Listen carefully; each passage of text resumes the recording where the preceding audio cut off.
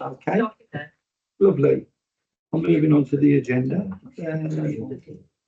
First for the committee is to approve the minutes of the licensing committee meeting of the 17th of April 2025. Can I have your approval, everybody?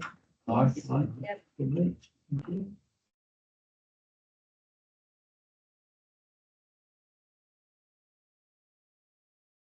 To receive any apologies.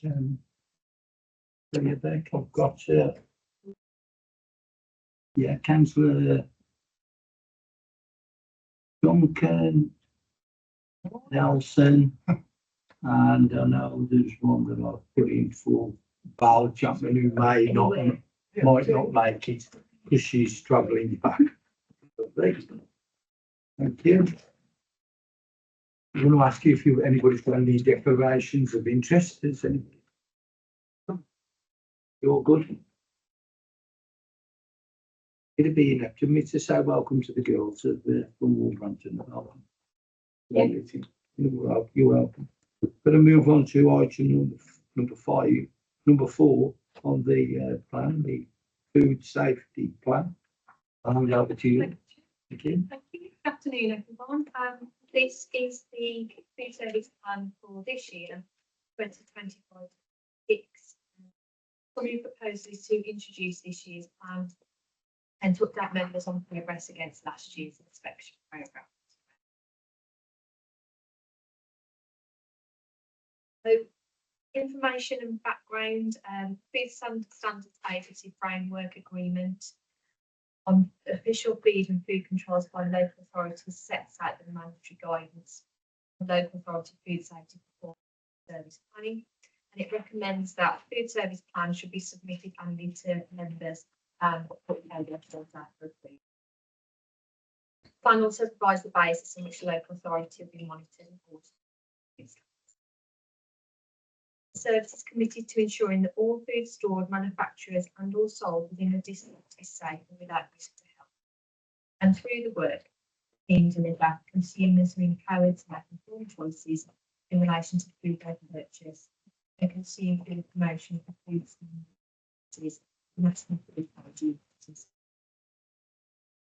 Work of the team includes undertaking food hygiene interventions, allergen awareness, infectious disease investigations, food sampling, health and safety, important work, animal welfare licensing and licensing. Work is varied and involves undertaking inspections, investigating complaints, accidents, ensuring compliance, enforcement action, which also includes the service of formal notices and or instigating legal proceedings. The team have worked hard last year to achieve 100% high risk inspection food programme. The food hygiene category A to D, those are the handling open high risk food categories. Category E is the low risk retail. So we've completed 100% of those high risk premises. New businesses have been included in the programme throughout the year and high risk businesses visited. In the 2024-25 year, we put some additional effort into undertaking interventions with those category E premises, which are the low risk premises. These are low risk in terms of food hygiene and require interventions. The majority of those have now been completed, which is a big achievement for the team. So out of 400 that were outstanding from sort of hangover of COVID, and we're now down to about 90. So that's a massive achievement. Generally, they were compliant, although some issues, particularly in the retail sector, were dealt with through appropriate action. Main considerations for the council: the requirement of the annual food service plan for appropriate member approval is a recommendation of the framework agreement, local authority food and enforcement issued by the Food Standards Agency under the Food Standards Act 19. They once approved, the plan will form the basis on which the council delivers its statutory. Most significant ongoing risk to the resources required to deliver the recovery plan and South Staffordshire food service plan this year is sufficient resource for tackling the inspection programme in line with other priorities, namely complex prosecution cases, the animal welfare licence, with more involvement of safety advisory groups for events in the district, and wider work expectation from central government. The future implementation of an electronic management system is also in progress, which will take some resource from the team. However, resourcing is closely monitored and will be reviewed if necessary to ensure. Other service pressures, if realised, may include unforeseen major incidents. For example, let's hope we never see it again, but COVID, infectious disease outbreaks, major food alerts and incidents, major health and safety accidents. These risks are moderately likely to occur, and the work programme and staffing will be adjusted to deal with those such emergencies if they arise. That is if the recommendation that the food service plan is approved and progress against last year's inspection programme. Any questions? Thank you. Any questions for the officer? Bruce? Just a couple of quick questions. It's just two of interest. At 3.7, just wondering what was meant by categories A to D and then E is the lower risk, and how those are defined, but it fits through the policy to try and find it, but I couldn't tell what that. Yeah, of course. So category A being the highest category would be it's sort of on a risk rated basis. So it may be that it's a high risk manufacturer, or it serves a bigger proportion of the district or outside the district nationally. So it could be like a big meat plant or producer or something along those lines. Or it could be a premises that's really poor in their standards, so it's fallen into a category A. So that's a 6 month frequency of inspection or intervention. Then category B is similar. So again, it would be the more high risk, like a butcher's maybe, or someone that's like a nursing home. So they cater for more vulnerable people. And then sort of C rated are your general restaurants, pubs, places like that. And D are the really good end of that scale. And then obviously E is sort of like retail, but really low risk. So wrapped goods and ambient. I hope that makes sense. Yeah, thank you. Just one further question. Thanks for that. It says, on this policy, I understand, comes to several years. So I was just wondering, is there any amendments we need to be aware of, or is this just a roll forward, just for attention? Yeah, it's so it's reviewed every year. There hasn't been a lot of change from last year. It's a sort of annual plan. Some updates, obviously, like I said, we've got through a lot of the low risk right. But generally, there's no massive change. Thank you. Anybody else? Rita, sorry. Comment, just to recognise the amount of work that goes into this, because you are only a small team, and it's not just food, this is the whole gamut of things. So to recognise the amount of work that's put in is should be noted. Good job. Anybody else?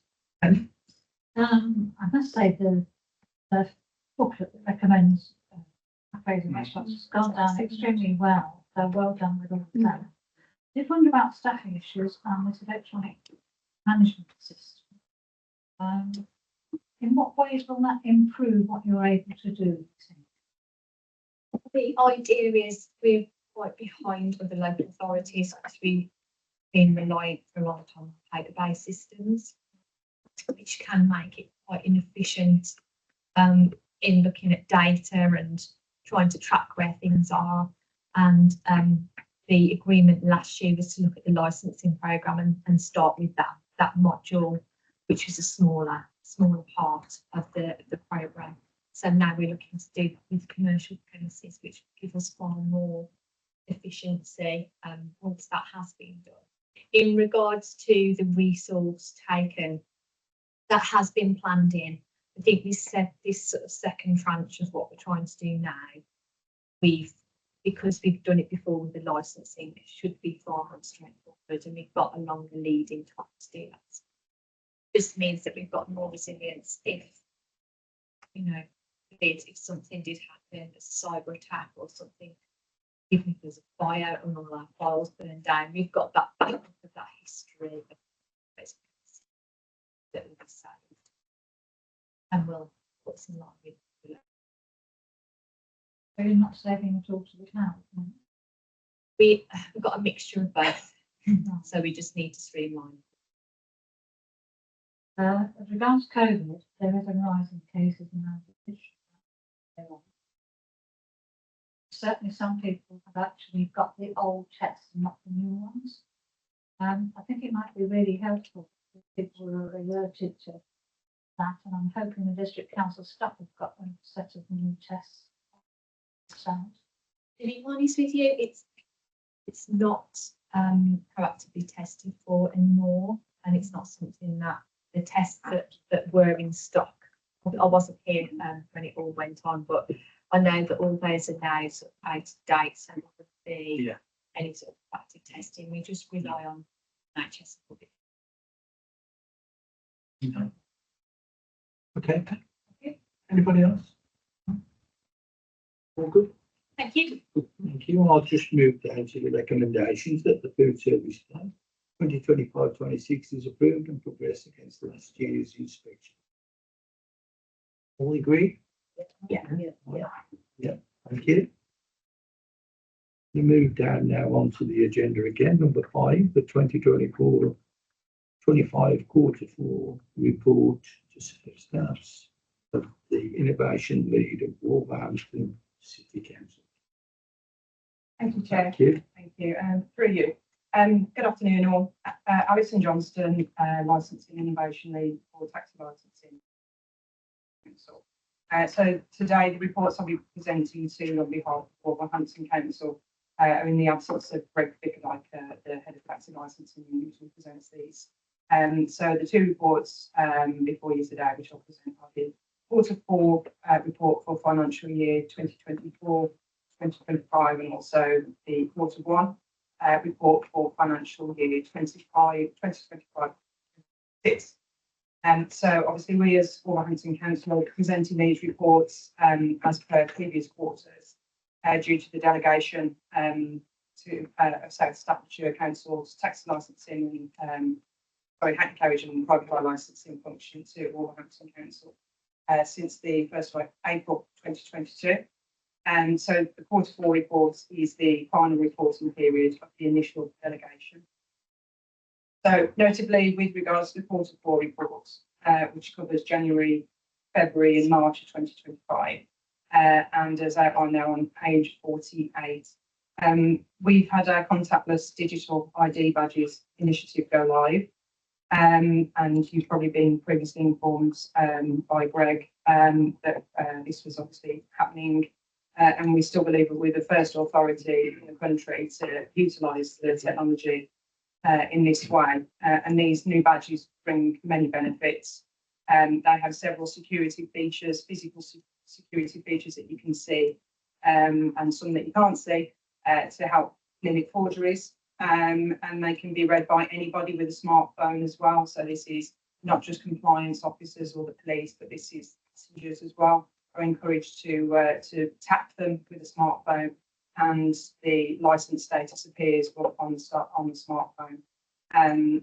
So the benefit also of that is the expiry date is held digitally, which means that the badges don't need reprinting each year as well. So that brings a big sustainability benefit as well by reducing plastic waste. For South Staffordshire drivers, since the initiative went live 3rd of February, up until the end of June, 202 new badges have been printed, and that's currently all the issued drivers that have been used since March. So all your drivers have got one. Also, another initiative that has gone live as well is that our vehicle plate expiry stickers. They went live to all drivers on the 4th of March this year. That was after a soft launch at the start of the year. So these are orange stickers now that are placed over the expiry date on the vehicle plates on the rear of the vehicles. And this also negates the need for removal and disposal or recycling every year for a new plate. So there's a sustainability benefit there. And they are cheaper to produce as well, so this will help to reduce the cost of the trade. We need a full year to see the full rollout, so you might see some vehicles stick off. But they're tamper-proof essentially. They have like a hologram feature on there, and they appear as void if they've been removed by unauthorised means. And again, the goal with that is to reduce fraud, because we have seen cases in the past where people have tried to doctor the date on their plates, and also again the plastic waste will be heavily reduced by moving to these stickers. The compliance activity is outlined on page 49. So operations comprise a mix of high visibility operations and operator audits, with no major issues to report. One driver was reviewed in quarter four for using a mobile phone whilst driving. So that's really the summary of the quarter four report. You got any questions, John? Just I'm not very technical. You really don't need to turn your phone on or really cute. You just any phone you tap it and it will come up on the screen. Yeah, most smartphones nowadays are enabled with NFC technology, which is the near field communication technology. So like Apple Pay and Google Pay have them. So there is an element where you have to have that enabled on your phone already. But it works very similar to a QR code that once you've tapped it, it asks you to click the link, which will then open the web browser and it displays the driver's details. And it's very obvious as well. It's a very visual representation of either licensed or not licensed. It's green if it's a valid license, if it's issued, and it's red if it's not issued. The driver's photos there very clearly as well. So as long as you've got an FC enabled on your smartphone, it should be. We did have a demonstration of Greg, didn't we? Yeah. It was really John. Greg did a demonstration with my card and tapping the phone and all the details. Very, very thorough. Do you advertise that or are you promoting it because it's important that people don't public know that? Yeah, we haven't done it because it's taking, it will take a full 3 years, won't it, to roll out in effect, because we're only issuing them to drivers that have previously been issued, and it's based on their right to work checks being up to date. So we haven't issued every driver with them. It has to be upon renewal.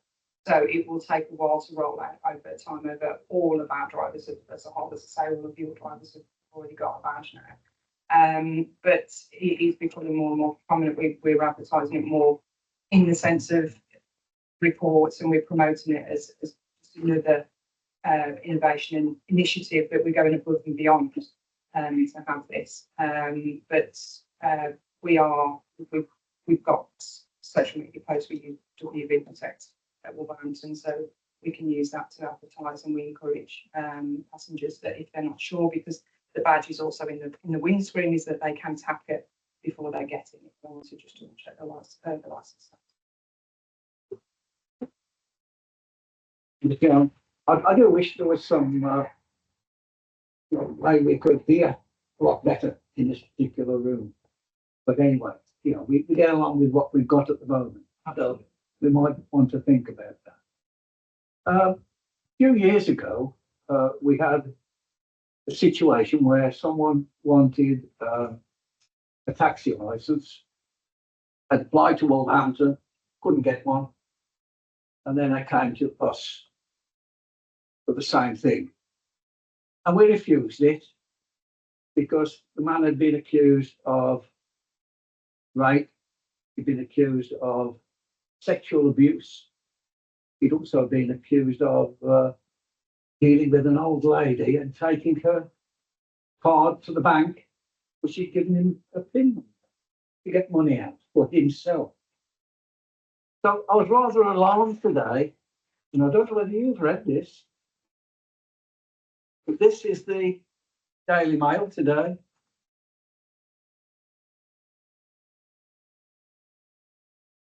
And it's all about Wolverhampton. And the big problems, and I'm sure Wolverhampton knows all about it. I'm sure you do. Because how a loophole that made 1 in 3 of all the minicabs are registered in a single city is helping grooming gangs to keep on raping and abusing. I've marked off various parts of this because it was only around about 10 minutes past midday when I picked the paper up. I'll just step in. Obviously, it's of interest, but with the officers not knowing anything or seeing anything of it, I don't know whether we have to enter this or not. Now, if we could keep that to another date until the officers, you can certainly outside discuss with him and we can move forward, but to kind of like bring in that straight away, it's a bit it's not appropriate, yeah. Well, But it's a good point. Can I just ask if Absolutely. the lady from Wolverhampton does know about this newspaper cutting or what? I'm not aware of that one, Councillor. No, I haven't seen that one at all. National. But it's something that you have been dealing with for quite a long time. We do get many media inquiries that we respond to. Obviously, we have to respond with the information that we have. And if there's allegations, then we have to look into them to see whether they're factual or not. Note the chair's comment there that we're happy to bring a report to committee if you need Absolutely. specific information. Yeah. Then that's So, absolutely. I mean, the only thing I can say, there's 39 people, I gather, who have made the complaints about sexual abuse by a minicab driver who was licensed by Wolverhampton. And I think we all need to read this and understand a lot more than we know now. Absolutely. We could look into that, just to get back to us or something, or to note it and for a future discussion. Is there any other questions? With the introduction of the contractors driver ID badging, obviously you haven't got software to track when they're actually used. Yes, we do. You Yeah, we do. do get reports. Yeah. So are they being used a lot? Yeah, we've got. I mean, the data's in its infancy, so we're just working out what data is appropriate to present effectively. And I've got some statistics on the usage of the South Staffordshire cards. So there's been. So we break them down into unique taps, as in a person's card or a person's card has been tapped several times. So there's different sets of data.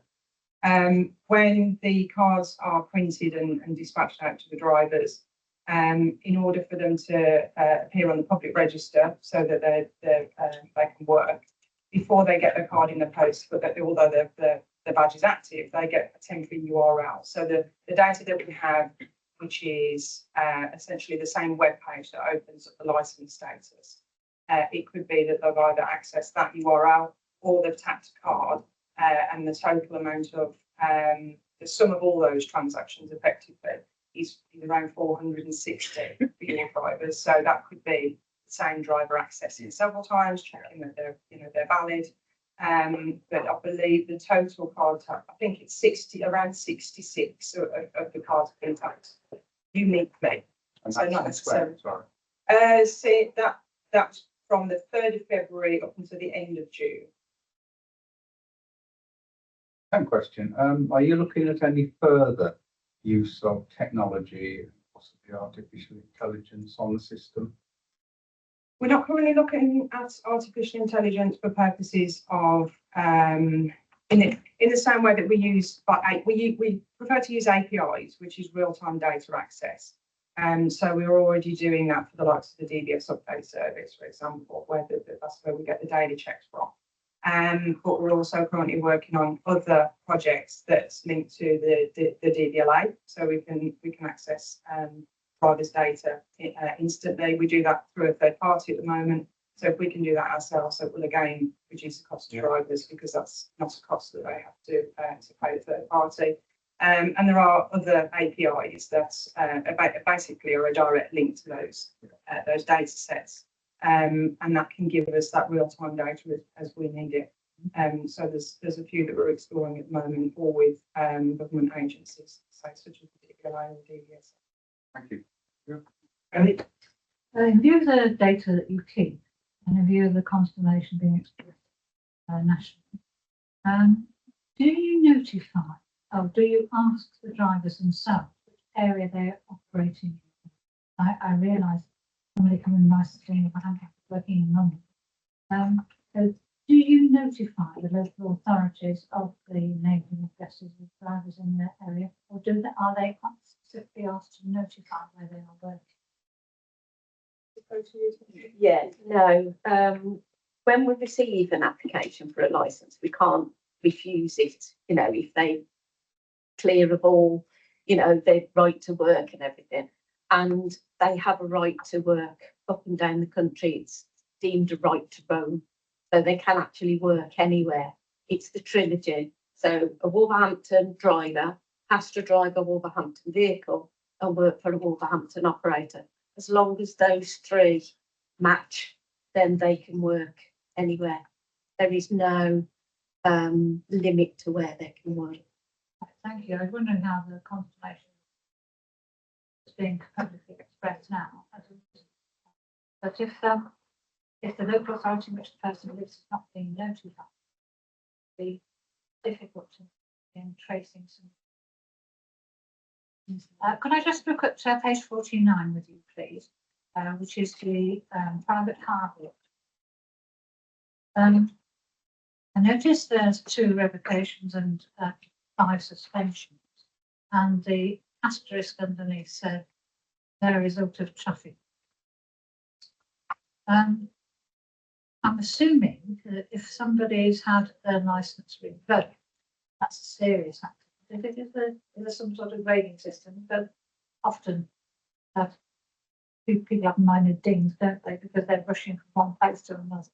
So what would a driver need to do to get a revocation? Okay, so under legislation, when you've reported an accident, you have so many days to get that vehicle repaired. If it's not repaired within that time period, it's automatically revoked. So it's up to the drivers to ensure their vehicles are roadworthy within the suspension period. This legislation automatically revokes them. And is that the case in the suspension? It would, yeah. So they'll suspend them because they've had an accident. They will be given a timescale to go get the vehicle repaired, new MOT to make sure that it's roadworthy. And if it's not done, it's automatically revoked or suspension lifted if they comply with it. And the question is about the budget. Supposing that a driver has reputation or a pension, how do you retrieve your badges? People who might have committed offence. Okay, so if we suspend or revoke a driver, first of all, we put them on the NR3S, which is the database up and down the country that all local authority use as their go-to when we have new applications. So if Manchester have revoked a driver, it'll go on the NR3S, they'll apply to Wolverhampton, and we check all new drivers and all renewals. We check the NR3S, and if there's a revocation from another council, we go to that council for the information. And it's the same for us. So if we revoke, we put them on the NR3S, and if they go to another council, they'll ask us for the information. But we've got compliance officers up and down the country, so we can say to the North team, okay, I've just revoked that driver, and they will go visit the premises and take the plates and the badges if the driver has been immediately revoked or suspended by an accident.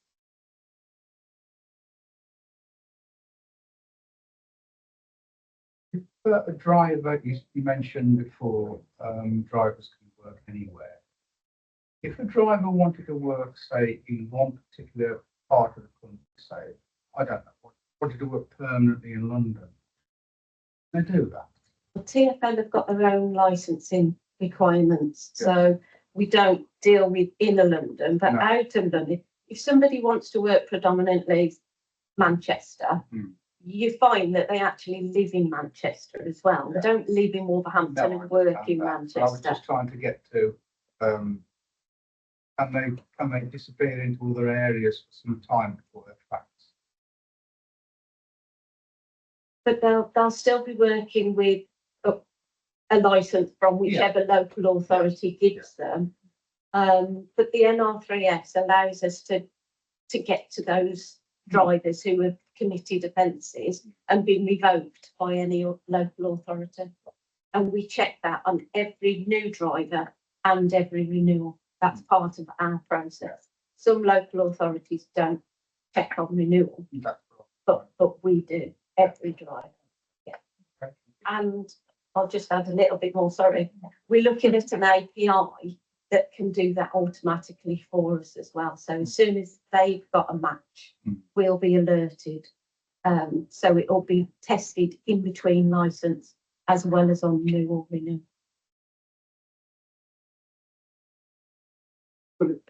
Chairman, could I just ask, if the government, bars, Wolverhampton and the other areas who do the multiple licenses, how will you react to that? What will you do? We'd have to comply with any legislation that came in. We're complying with legislation now. So if there was a legislation change, we, the same as all other local authorities, would have to abide by new legislation. What you're really saying is that should the government ban what's actually you do, it could come back to this Staffordshire Council. We would comply with legislation the same as Yes. every other local I understand that. authority. Yeah, I could ask you all just to note the Water One report. Fine. All good. And then we move on to number 7. Oh, you see number 6 now.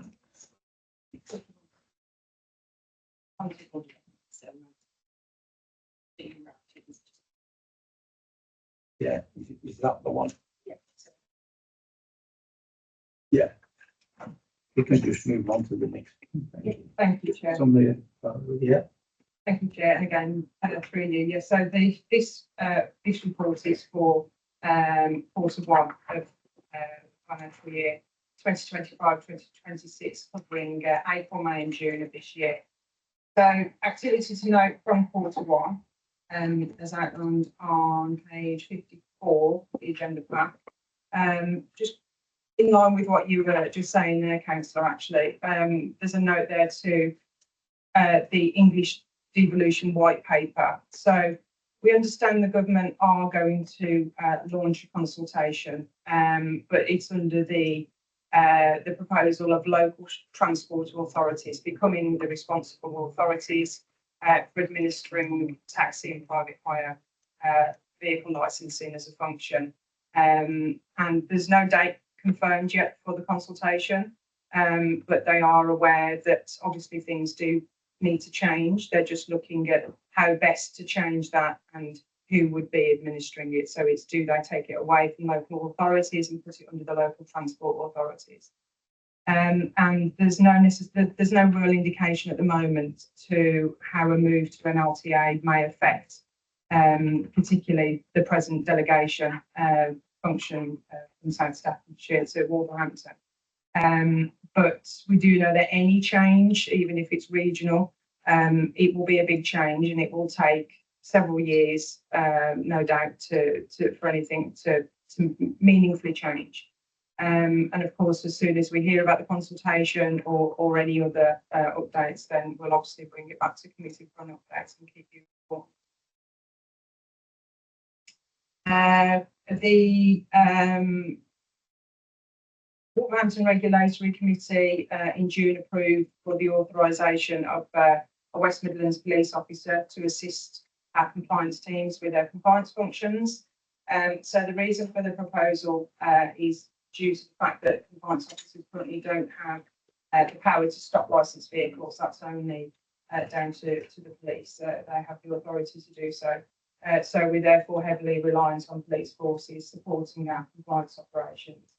And there are hundreds of operations that we undertake each year. And they increase year on year. It was over 488 last year in total. So, you know, this is not just across South Staffordshire. Obviously, this is up and down the country. And it is a heavy reliance on police forces, and it's quite substantial, but it is key to these operations running successfully. So this is why we're proposing entering into a service level agreement with West Midlands Police, and they will provide us with a full-time officer and a marked vehicle as well. And that will enable them to not only support on the compliance operations themselves and picking up on compliance issues, but they can also be there to support the trade as well, which is also important.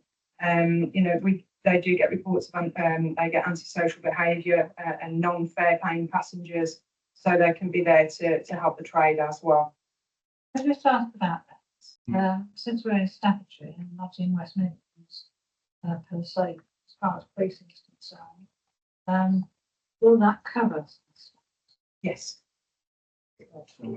Just further on that one, can I ask, are you part financing the salary of the officer, or is it all?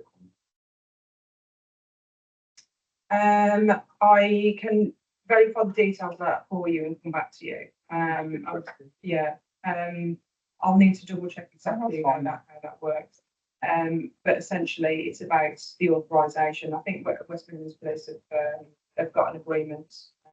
So this agreement is based on an existing drafted agreement, so that's something that they're used to doing. But they'll be authorising writing essentially from with a letter from the regulatory environmental regulatory committee chair on behalf of the committee to take that function. But yes, most importantly is that South Staffordshire will benefit from the arrangements. Better inspector at Boston there when they do checks on HGVs, they also get involved in checking taxi drivers and licensing. Yeah, we do operations only with the DVSA. It's very rarely that they attend. It's more the local police, the local licensing authorities that do it, because the compliance is more about your local requirements for the vehicles. I mean, they have attended, you know, they have attended on our large operations, but yes, yeah.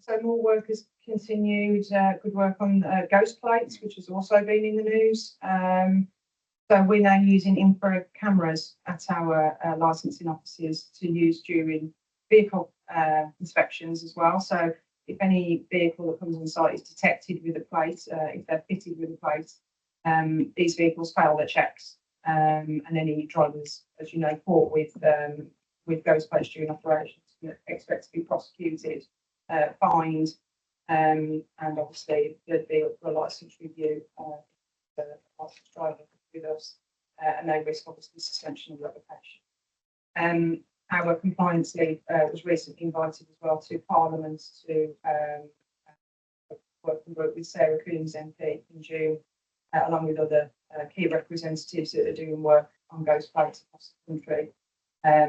They're there to discuss the growing concern over it, and obviously Sarah Coombs is keen on encouraging government's action to tackle the issue nationwide as part of the road safety strategy.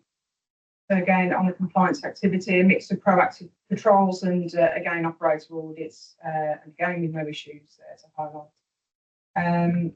Just to note there that we did receive one corporate complaint in Q1, which was not a part. Those are the highlights. Yeah, I've seen some on the report, the areas where you did these checks and that. They've all looked, it's quite impressive, and you didn't know it's going on really. No? So, is there any, Penny? Come on. Thank you. Looking on page 56 at the statistic.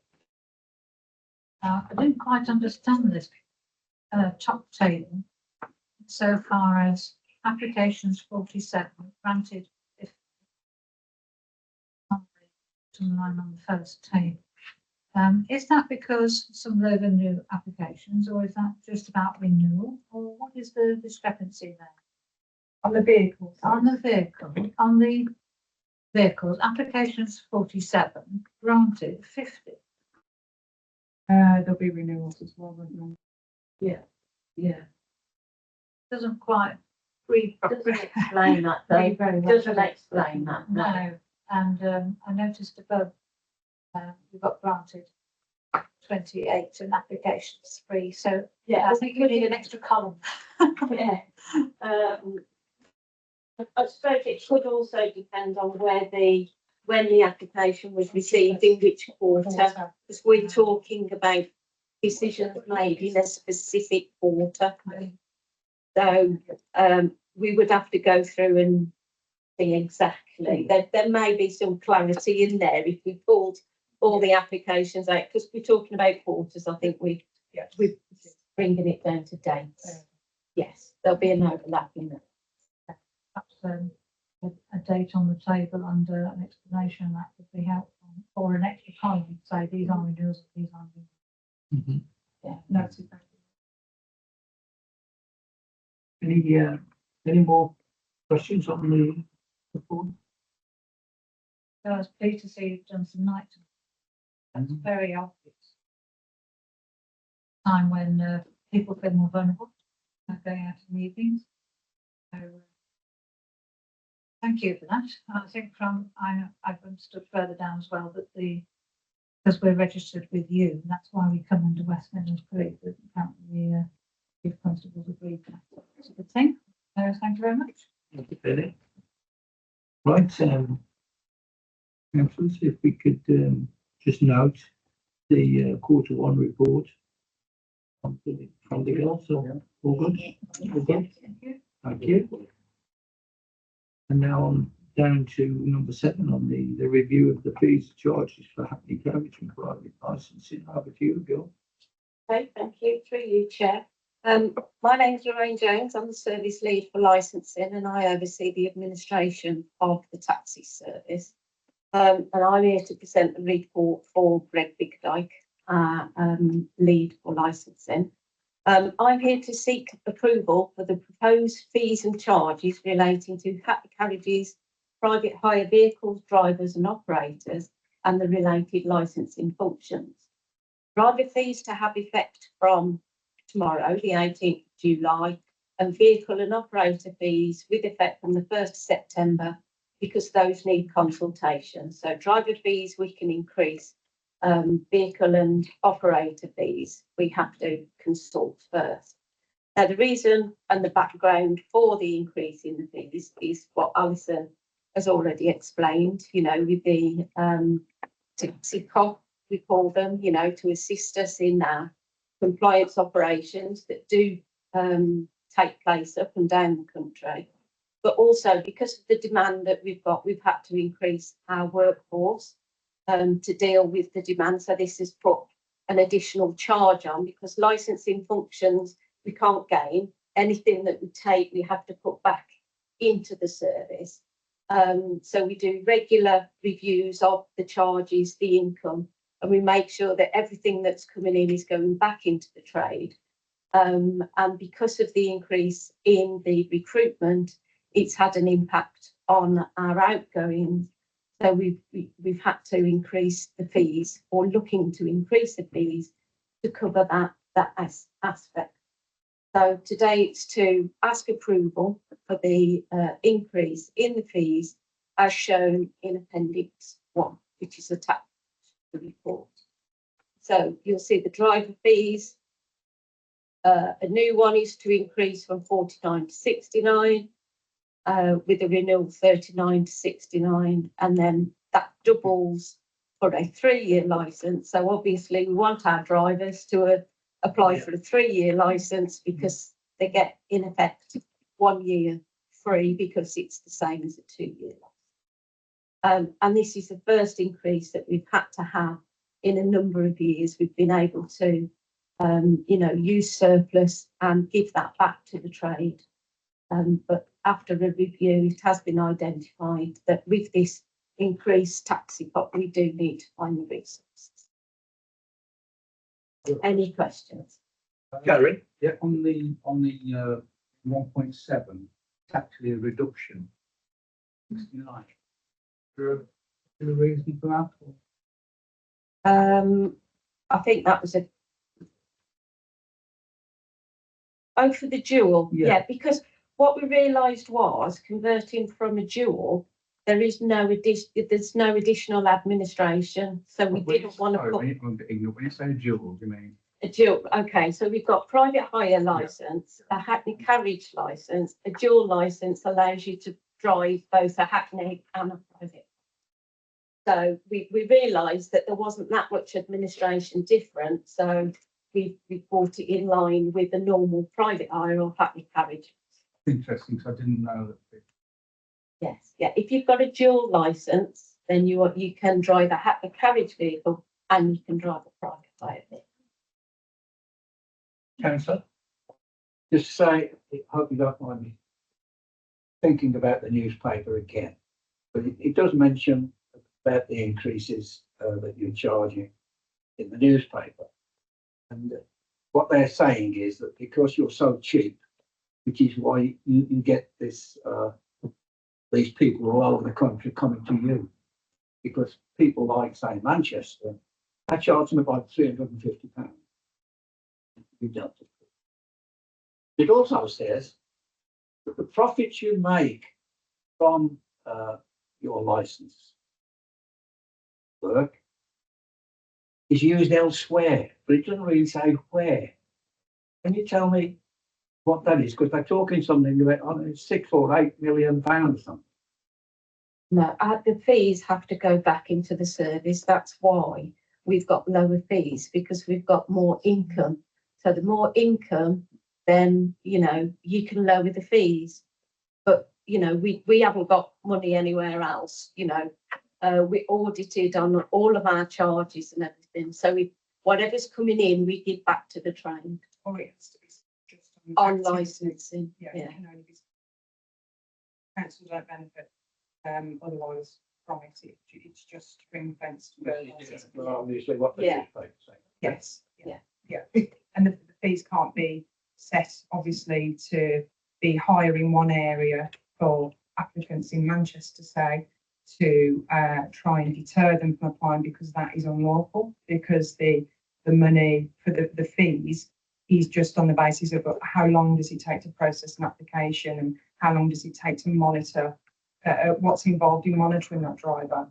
But because we have the efficiencies in place that we do, which started off with a simple online application process, as opposed to other councils that still might use a paper-based process. It takes longer for somebody to process an application by taking everything from a paper application by hand and putting it onto a computer, as opposed to having an online application form where all the information goes straight into the system. That's already an efficiency. So if it takes our officers a lot less time, that's reflected in the hourly rates, essentially, that it takes for our officers. And because of the use of technology as well, there's a lot of automated checks. There's also manual double checks on those, but it's less time. So it's the efficiencies that drive the cost. So the 20 people, the newspaper says that you employ within licensing. That's how they are getting paid as well from profits that they're making. If we are, I obviously, let's say I'm not familiar with the article, and I don't know where they've got their information from. I don't recall that they've contacted us this week for any comment, but we have obviously licensing officers within Lorraine's team that process the applications, but we also have legal officers as well that we need for reviews. We have systems developers. We have a credit controller that chases payments for court costs. So there's a lot of other people that have to work with the licensing team, but it's all taxi licensing. So anybody that works with us, obviously that's how they're funded, is through licensing because their role relates to taxi license. Yeah, thank you. Just a quick question. I noticed that for some licenses where there used to be a new and renewal fee that was separate, they've now been amalgamated. Wondering about the background. Which one are you referring to? sir? A Hackney carriage, it's lines 1.1 to 1.6. Hackney carriage, private hire driver, dual license, 1 year license, 3 year license, and a dual driver license. Hackney carriage and private hire, 1 year license and 3 year license. Yeah, we don't, Top 1 year. yeah, we don't allow dual new drivers. We only allow dual renewal drivers. You have to have had either a private hire or a Hackney carriage licence before you can be a dual driver. But the others are new or renewal, but they're the same, you know, the same process. Yeah. And what we figured out was the administration is the same whether you're a new driver or renewal. So that's why we brought the fees in line, because we're not doing anything different between the applications unless it's a dual. So the checks are as rigorous on renewal as they As are they on are. new. They have to go again, and obviously then we do those inter license checks daily. Thank you. I'm sorry, Penny. Page 64, 4, the minibus permits. They got a 5-year license I see here. How do you check them? The minibus permits every 5 years for a minibus. They're mostly through the local authority schools. So we go to the schools, we write to the schools. We don't inspect minibuses, we only issue the permits to them. So it's as their permits are due for renewal. Right, and is that per, I'm just thinking, I'm a child teacher, I'm just thinking about my colleagues here.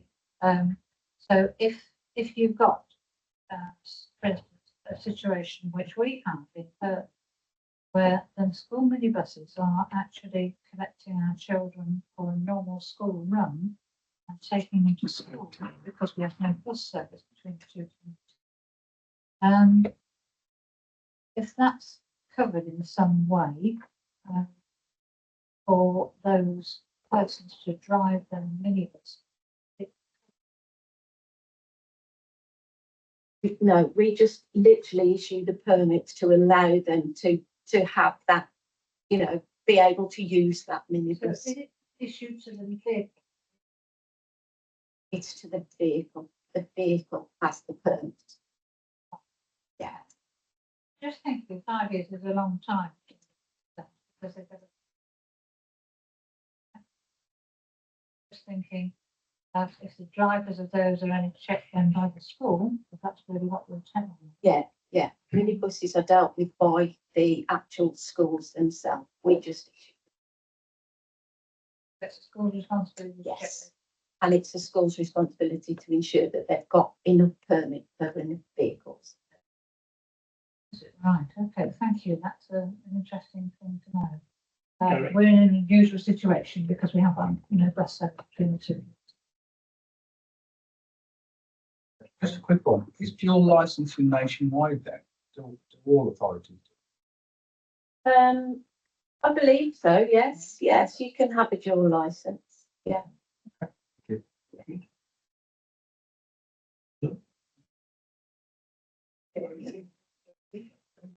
Okay, then, could move to the recommendation, approve the proposed revised fees and charges as set out in appendix. Could I have the proposal, what you proposed? Yeah. Fine. All in agreement? All right, thank you. Yeah. Nice report. Okay. Very good. Very good. I can see this becoming a regular attendance. When you report back to Greg. Thank you. Yeah. Council, I'd like to thank you all for your inputs. Wonderful. Absolutely. You're top team. Top team. I'd like to thank the girls from Wolverhampton for coming down to see us. Okay. The food report. So, It's hungry now. yeah, I've got it in the back. But at that, I'd just like to close the meeting. Thank you. Thank you. Thank you for your attendance. Thank you.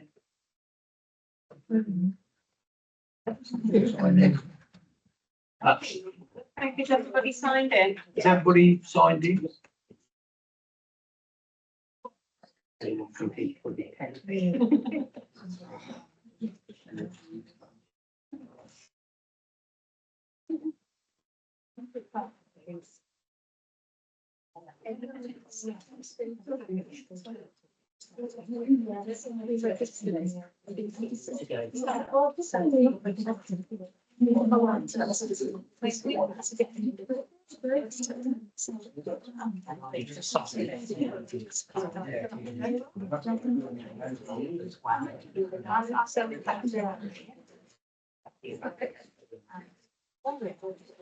Are you going to go on the working?